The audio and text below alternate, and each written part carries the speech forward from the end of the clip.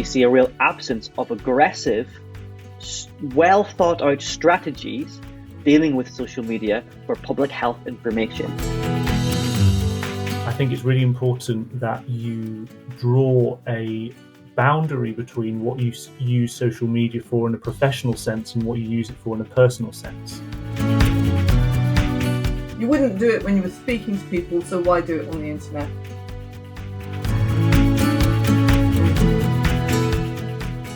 Hello and welcome to the Peds Round, the regular podcast of the Royal College of Paediatrics and Child Health.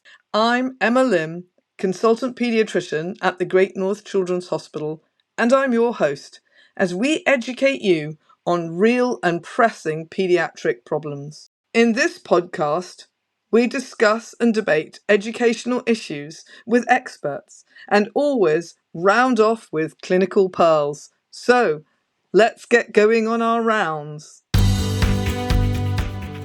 Social media and all the things that you've never known and wish you did know.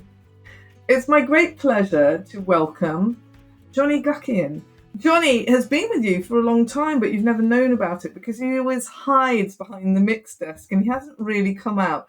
And I felt, having done 2 podcasts where he never spoke, that we ought to give him the opportunity to come out of his hiding hole and talk to us for real. So welcome, Johnny. And in fact, who better to speak about social media than Johnny, who has been involved in more social media facing roles than we can name. And welcome to Christo, my sidekick. And it's a really good thing that we invited him here today because actually I'd completely forgotten I was supposed to be doing this podcast. So half an hour ago, he texts me as I'm driving along in the car and goes, "Am I seeing you later?" And I'm like, "Why? Are we going out? Were we supposed to have a drink or something?" And he was like, "The podcast, Emma, the podcast." I'm like, thank goodness that you are here to keep me on track, Christo. So really great to see you. Now today, we want to take you through something about how social media operates. And I think that this is a great topic because I think it's something that we just don't think about often enough. And certainly we think about it in a very black and white, where actually it's all grey. I have a dark side. And I tend, as a paediatrician, to be a little wary of social media because I tend to think of it in quite a negative way, probably because I'm too old, so I'm not used to using it so much, and probably because I'm always moaning at my children to put their phones down. So what's your point of view? Well, thanks for having me, guys. And I think all this talk of me following around the listeners so far in these different series and you having a dark side makes this all sound a little bit more creepy than it actually is. I promise we're not all that creepy. My take on social media, and I'm asked this a lot in my various different bits and pieces I do on social media, is that some people think that social media is bad, it has a dark side, as you say. Some people say that social media has a light side, or it's all good. And it's very polarizing. It's an extremely polarizing medium. Think about it. You must have an extreme opinion to rise above the parapet. But actually, my take from the various bits of work that I've done on social media is that social media is a place for people to gather. It is a social entity, a social platform, or a collection of social platforms. Therefore, it is just like people. It isn't good or bad. It's a mix. But I think in this podcast, it'll be quite useful to talk about some of the bad stuff so you can avoid it, and then some of the good stuff. So hopefully we can leave you all the listeners with a bit of a positive spin and some practical guidance on how you can make the most of these platforms. So yeah, I think that's a really good point. I think there is no bad and no good. It's actually complex. Let's start at the beginning. The beginning is always health and safety for me. What do you need to know, or what do paediatricians need to know to keep themselves safe and to keep young people and children safe on the internet? So I think there's different ways that you can look at this. From one point of view, you can look at your professional responsibilities, i.e. the responsibilities of being a doctor or being a paediatrician on social media. Your second question, the second part of the question is difficult. How to protect children. I think that is a more of a societal and a systemic responsibility, which could be brought back to the platforms themselves, because there's lots of implications for algorithms and child protection measures which can be put into place. But I think talking about the professional responsibilities and the ways you can protect yourself on social media as a doctor would be a helpful place to start. So I'd say, first of all, it's about following the duties of a doctor, but just applying that to social media. So I would link everyone who is vaguely interested in this to the GMC's new ethics hub, which has a whole section on social media. I am so interested in this. You know me, I am a member of a number of different groups on social media, but it never fails to astound me that people often put a lot of clinical information on. Let's say, for example, oh, look at my child, they have a sore throat and their tongue looks like a strawberry tongue. What would you do? I'm sitting in the emergency department and I have been told that this is a virus, but I'm really worried. And then there are like 300 responses from people who are not paediatricians, who've never seen that child in person, telling that person what to do. And is that not one of the risks, that we like to think that we work in a manner that is based in evidence, and part of that comes from our good standing within society as healthcare professionals, but social media removes the ability to quality control not just what you read but also what you say. How do we deal with that? Well, Christo, it's like being accosted at the school gate, but on a monster level. In the same way that I never tell people I'm a doctor, because then they'll show me all their rashes. So in the same way that if I'm at the school gate, I try and behave like a parent, not as a doctor. Because if I tell people I'm a doctor, then they show me their rashes. But actually, it's not the right place to do a consultation. It's not safe and it's not proper. And I guess that's the way I think about it. But what do you reckon, Johnny? So it's a good thing you mentioned rashes, because we haven't mentioned so far that I'm a dermatology registrar. And so therefore, there's not a lot of dermatology presence, at least on UK social media, or at least on Twitter, which is the platform I use most frequently. A little bit different on Instagram. And therefore, when I'm on there, I get asked a lot of clinical questions related to dermatology. Now, some of those are just asking me to drop my skincare recommendations, of which I have none, sorry. But there's a lot of private messages I get from, which are unsolicited, of pictures of rashes, or people saying, what is this, or what do you think about this? My granny's friend's dog's cousin has this. And I would say twice a week at least this happens. And I mean, it's interesting, and I try to point people in the right direction for where they should seek support. But essentially, you should not use social media to provide clinical advice. And even if you're going to vaguely approach giving general tips about a concept, you should give a disclaimer and say, this is not clinical advice. But maybe if I was dealing with a general case of XYZ, here is where I might find the guidelines for XYZ. Be sensible. That's a pearl of wisdom. Although I really like the idea of you as the L'Oreal ambassador with your skincare regime. I think it would be CeraVe, to be honest, rather than L'Oreal. Though I think they're owned by L'Oreal. They're not paying me for this, by the way. So I won't plug them too much. I was going to say other spot removers exist. It's the dermatology cartel owning both the things that dry your skin out and the things that make it wet again. I'll tell you a secret. This is really funny. I'm slightly older now, but I everybody says, "Oh, your skin looks great. You know, you look so young for your age." And the secret is, my entire family has had eczema for a billion years because we're really, really atopic. And I covered myself with whatever emollient the child has twice a day. It doesn't really matter which it is. Over the years, I've used Hydromol, aqueous cream, everything. And it seems to work just as well as any expensive thing over the counter that's made up of mush, placenta, and pearls. And we should probably state the disclaimer that this is not clinical advice. I was going to say. Are you trying to say it didn't work for you? Yeah, I'm a terrible dermatologist when it comes to. Yeah, it's all right. Should we talk about social media again? That idea that you should not give advice, you should always use a disclaimer, and in general point people towards reputable sites. Three such simple, such obvious tips. I love it. It's really obvious.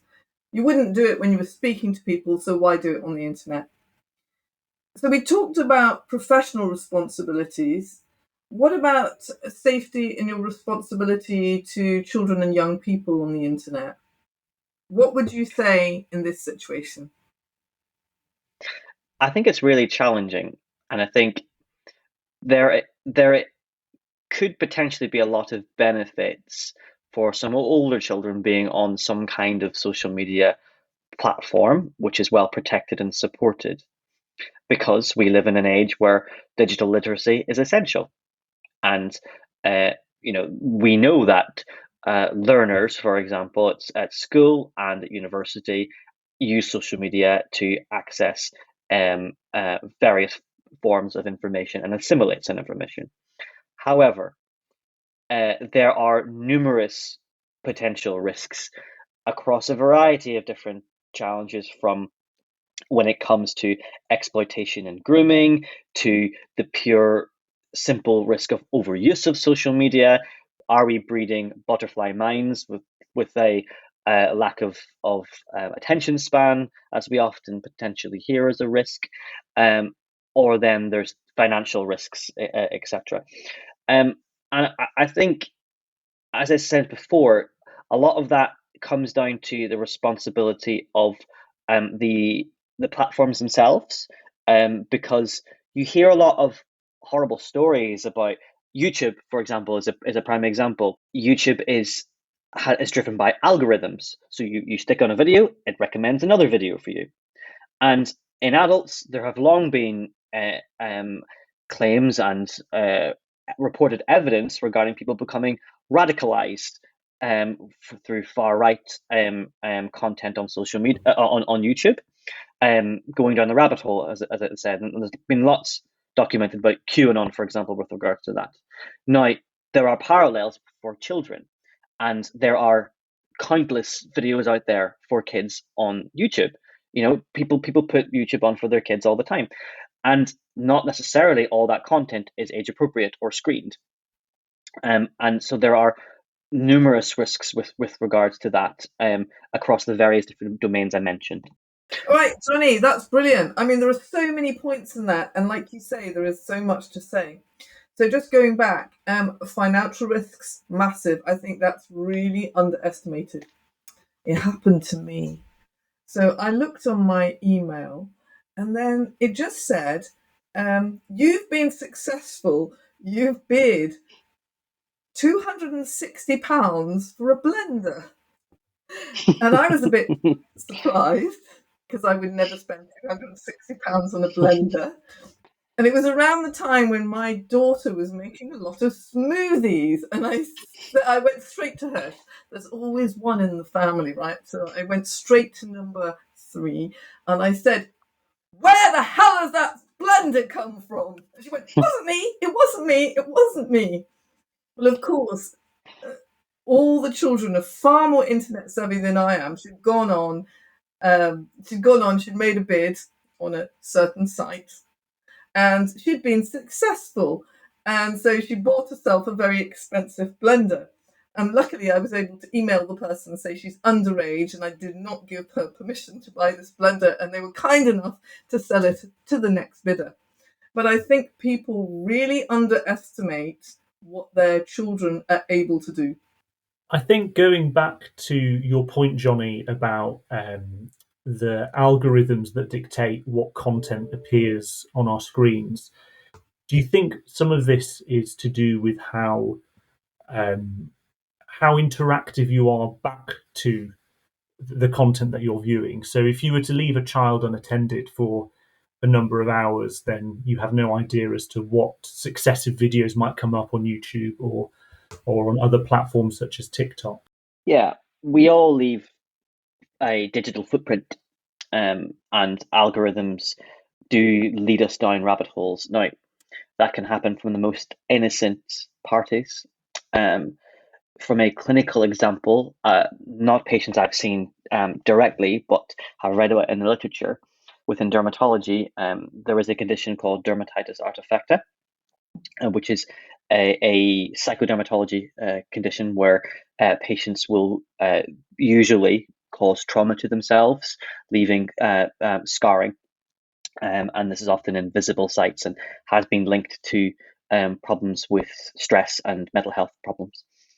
Now, there are various trends on TikTok which essentially encourage a kind of pseudo dermatitis artifacta picture, where there are things like deodorant challenges where people spraying their faces or their hands or their arms, and kids are kids. They go out of control, and sometimes patients who might be vulnerable to these kind of more dermatitis artifacta psychodermatology conditions or psychological conditions may be more at risk of taking it too far. And that's just one example of potentially many.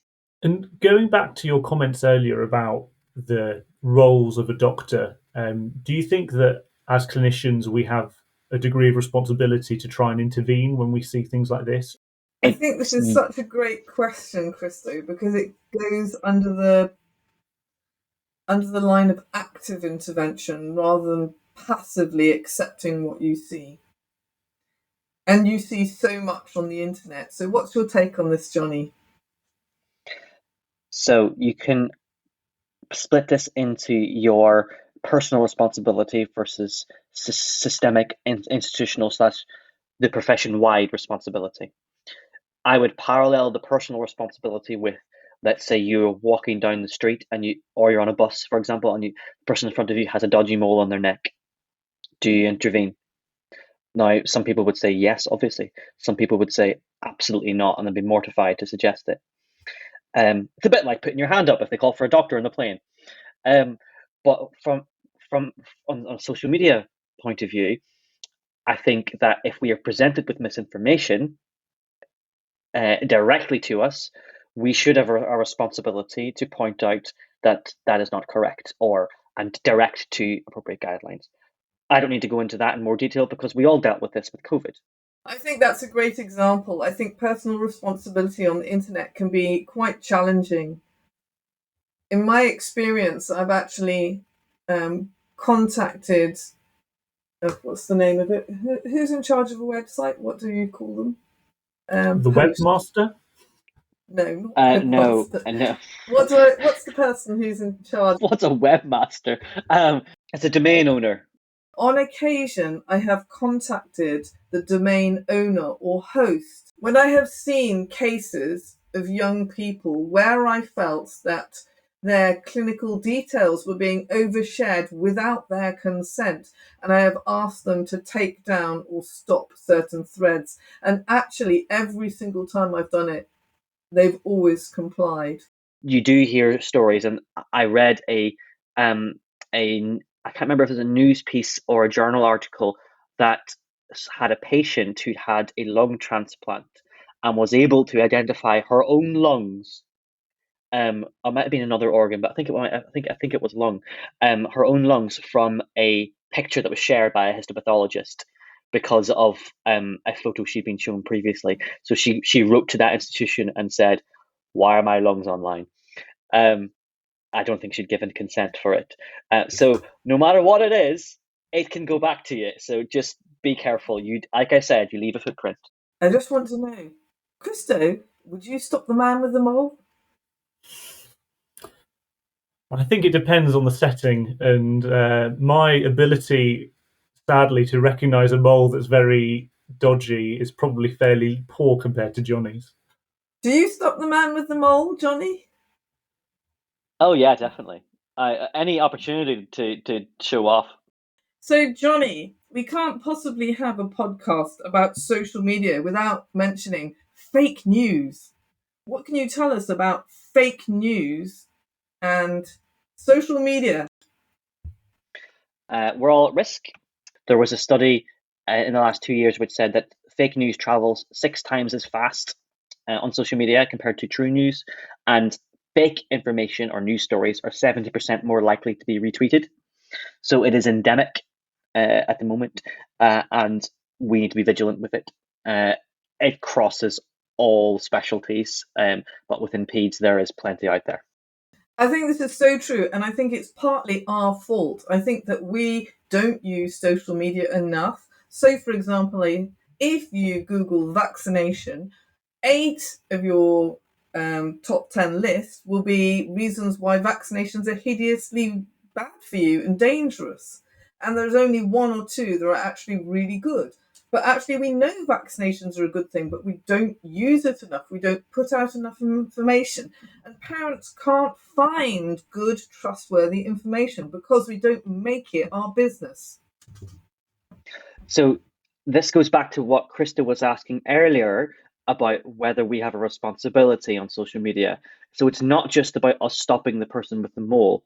It's our institutions being being braver and being more agile on social media. At the moment, there is a risk of being too risk averse. So we see a real absence of aggressive, well thought out strategies dealing with social media for public health information.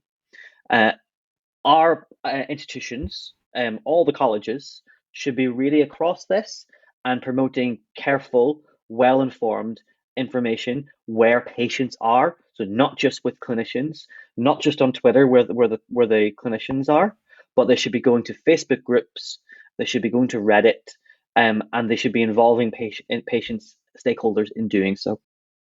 I'm so glad you said that, Johnny, because I've just spent literally the last year of my life working on the Northeast Northumberland Healthier Together website, which was a fantastic website set up by Sanjay Patel initially in Wessex. And the whole idea behind it was that primary care, so GPs, physiotherapists, urgent care centres, secondary care, and parents and families all wanted one place to find information. And also that this information was open and transparent so that you could see what the doctors could see and the doctors could see the patient information. And the benefit there is that with social media, you can reach populations which previously may have been more challenging to reach. And whether that is across racial lines or ethnic lines or socioeconomic class, for example. And this is applicable with, yes, public health information, but also with recruitment to trials and involvement in research. Social media is being used in that domain quite a bit as well. And that hopefully will help rectify historical disparities with those who are recruited to clinical research. Yeah, I totally agree. I mean, one of the things we really concentrated on is making sure that you could use it simply from your phone, because everybody has a phone. You need to think about making that one contact count so that you could say to them, here's the information about sore throats, but here's the information about what to do if you have a fever. Here's what group A strep really is. Here's what to worry about. You don't just need to worry about having a sore throat and a strawberry tongue. You need to think about sepsis. You need to think about pneumonia. You need to think about whether you actually need antibiotics or whether this is a virus which is going to get better by itself. And I think that's where the idea of like giving one piece of information but allowing them to find out all the rest is so invaluable. And I think, kind of following on this thread, we've moved from perhaps the darker side of social media to some of the real positives it can bring to clinical practice. And I just wanted to get your idea, Johnny, about free open access medical education. Yeah, I'm a big FOMED fan. This was a movement, and it can only really be described as a movement, which really came at the advent of social media about over a decade ago. Free open access medical education, FOMED. And what it is it's essentially sharing of any online medical education related content for CPD. And it started off as a real electrifying movement of modernizing the spread of informative content. And as social media has evolved over the last decade, has become perhaps less accurate all the time, perhaps less reliable all the time, but exponentially larger. And it really is taken off because it takes advantage of this connectivity of social media. The fact that you could have a medical student connecting with a world expert on the click of a few buttons is just incredible and unheard of in society at large. So that is powerful. But then, as we mentioned before, there are the concerns about the spreading of misinformation alongside the good stuff. So it's just a case of applying the same critical appraisal skills that you might use in your clinical practice. I think it's really important that we take what you say on board, Johnny, and use the same skills that we would use in assessing a manuscript or a paper or even a piece of clinical information in front of us when assessing a patient to this. Because it seems that a lot of the issues with this information and the poor information that's out there is the lack of our ability to critically appraise it and remove the bad stuff.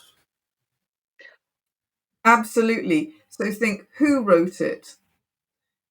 Do you know that they're reputable? When did they write it? Is there a time scale? Has it been reviewed? And what is the background of the whole site? Is it a site that you trust? What is interesting about how again, I don't like talking about generations, but the majority of, let's say, younger learners within the medical education world, they are doing this naturally. It is a new digital skill which they have adopted and mastered way ahead of those who have come before them. And I did my master's in medical education about a year and a half ago, and I looked at the quality of learning that happens in social media.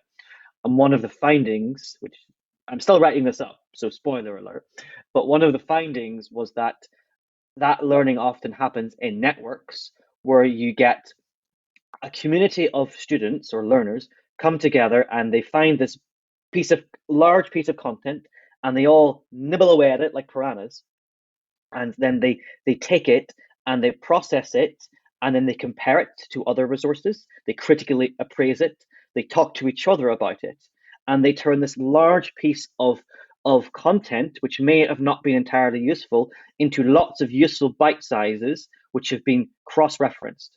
And I call that process cognitive hacking. Fascinating, Johnny. I think this is so true. It's really interesting. I look at my children. They come back from school and they go, "Oh, that was a rubbish day. This teacher was very boring," or somebody talked in the class. I didn't learn anything. And they'll go to their room and they, by themselves, they will go and find the content that they missed and they will make it up by themselves. And what I think is fascinating is that it's a very active process. And therefore, you learn it in a more in-depth way than if you just skimmed it and if you were just given the information sitting in a lecture hall like we all did. Well, maybe not you, Christo, because you're so much younger than me.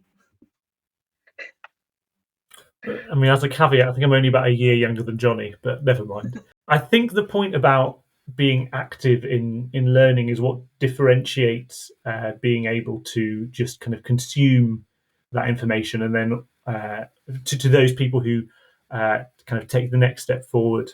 So it's not even just a case of being active and passive. That is there's more to it than that. If you want to look at the quality of learning, you should use a framework to be able to quantify it as such, or judge it. And the framework that I would tend to use with Bloom's taxonomy of learning, which for those who are listeners who may have heard of it, starts off with knowledge, then working through understanding and analysis, evaluation, synthesis, etc. And what is happening there when your kids are going online and looking up things, they are basically critiquing the information, the knowledge that has been provided. They have understood it, but they have recognized the limitations, and they are going online to analyze it and evaluate it. And some people on social media then go and synthesize new content. They create new content. And that's where it goes back to the very definition of social media, which we haven't really discussed yet because it's complicated. But I would define social media as a platform which gives you the ability to curate or create content or community. And it has to be multi-directional. So a podcast is not social media. And it can be in the public domain or in private. So by that definition, you've got Facebook, Instagram, and Twitter as your publics, and then you've got Messenger and WhatsApp, for example, as your privates. And there's plenty of options which cross those boundaries too. And I think that's really interesting because we've talked a lot about content. We've focused on content, but community is just as vital. And I think that people forget about this. So I'm on Twitter like you. And one of the best things that's happened to me in Twitter is that I've met people that I would never necessarily meet in my day-to-day life. So amazingly, I have an academic group with a pharmacist in Liverpool John Moores University, and I work in population health science institute in Newcastle University, and I'm a doctor. So we would never normally cross paths. And we've actually published a paper together, and we're on our second or third bit of work. And that came out purely because we had a common interest and we met in an online community. I think a really powerful example of another community that has done so much for medical education is the movement of the Tips for New Docs hashtag that comes round, it seems, with increasing frequency, but mainly at the end of July, start of August, when newly minted F1s are about to start.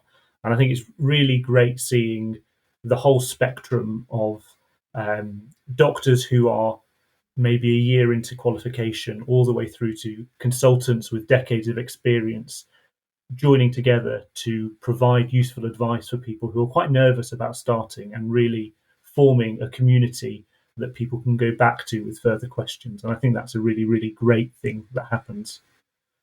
And since we're like promoting all these other sites, I forgot to say that me and my pharmacist are working on the Kids Med project. And if you haven't listened to our podcast about Kids Med, which is how to teach children to swallow pills, you are seriously behind the times. So you better hurry up and go there. Emma, you made a great point about reaching people you've never met. And Christo, you made a similar point. This is because these are communities of practice. They just look different online compared to in the real world space. And you're able to reach out to new people, and that's happening all the time as medical students, for example, are finding professional role models and mentors, and therefore kind of reforming their professional identity on social media rather than just relying it on the workplace. Again, that can be really cool because you can reach potentially more positive role models, and you're not restricted to who you've got as your consultant, for example, which sometimes can be variable. So it's so expansive. Thank you very much, Johnny Christo. It's been a pleasure as always. And now you know what comes next. It's our hot tips. Johnny seems to think all his tips are hot, but let's see. I wrote down here we have 23 hot tips, but I think we've only got time for 3. So, hot tips, Johnny, give us 3. The 3 practical things that you can do on social media. I'll pick Twitter as an example. So, you can, if you go to a conference, tweet at the conference. You will make entirely new professional networks. You'll meet people you've never met and previously who might be too shy to speak at the conference. So when you go to a conference, find the hashtag, tweet at it. That's number 1. Number 2 is find tutorials or engage with tutorials or even create tutorials. Tutorials are longer pieces of information split up into individual 280 character tweets with a few GIFs thrown in. It's essentially the concept of chunking and checking and putting out complex information into short bursts. It's cool and interesting. And finally, have online live Twitter discussions. These can be case-based discussions or debates about educational issues. There are a few examples which I would encourage you to look at, including hashtag MedEd Forum, which is run by one of my organizations, the Association for the Study of Medical Education, ASME, or there are other clinical ones like Twitter Finals Revision Group, TwitFRG. And these are live, in the moment, case-based discussions. So one of the examples that I like to give of proper success on social media learning is with one of our hashtag MedEd Forum discussions about reflection. And on there, we had a debate about the definition of reflection. And that was between a final year medical student and the GMC's Director of Education and Standards. And where else could you get that disruption of hierarchy and proper, what I call pure MedEd? Christo, what are your hot tips? Much like Emma, I tend to use social media in more of a passive, taking information on rather than kind of getting information out. So I think it's really important that you find a network that shows you information that you want to see frequently. And the perils of the algorithm that Johnny discussed earlier also work in your favor this way. If you interact with certain content, you will see more of it. So you will see great tutorials by people who do these frequently. Secondly, I think it's really important that you draw a boundary between what you use social media for in a professional sense and what you use it for in a personal sense. And that can sometimes become a bit blurred, particularly when you're interacting with people who you're working with, but also who you are friendly with. But I think that's really important to try and avoid some of the risks that Johnny mentioned in terms of crossing professional boundaries. And I think the third thing is that I think we probably need to capture some of the really useful information in a way that is a bit more permanent than just a Twitter like or retweet. And that might be your own curated list of bookmarks or favorites, or it might just be sending it on to another third-party service that allows you to store things, such as Evernote or Notion. But I think it's really important that you can aggregate all of this kind of really useful stuff in one place.